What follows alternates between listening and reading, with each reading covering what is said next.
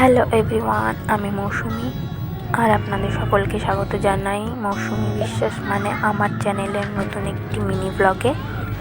আজকে আমরা বেরিয়ে পড়েছিলাম উড়িষ্যা পুরীধামের উদ্দেশ্যে। আমরা দমদম থেকে উবের ক্যাবে করে পৌঁছে গিয়েছিলাম শালিমার স্টেশনে এবং সেখান থেকে পুরী স্পেশাল এসি ট্রেন ধরে সকাল 10টায় বেরিয়ে পড়েছিলাম এবং সন্ধ্যে 6টা নাগাদ পুরী স্টেশনে পৌঁছে গিয়েছিলাম।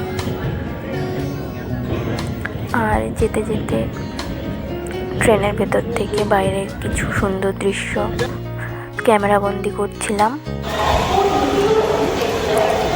আর পুরী স্টেশনে নেমে অটো করে পৌঁছে আমাদের হোটেলের উদ্দেশ্যে সেখান থেকে ফ্রেশ হয়ে সমুদ্র সৈকতে পৌঁছে গিয়েছিলাম ক্লান্তি দূর করার জন্য।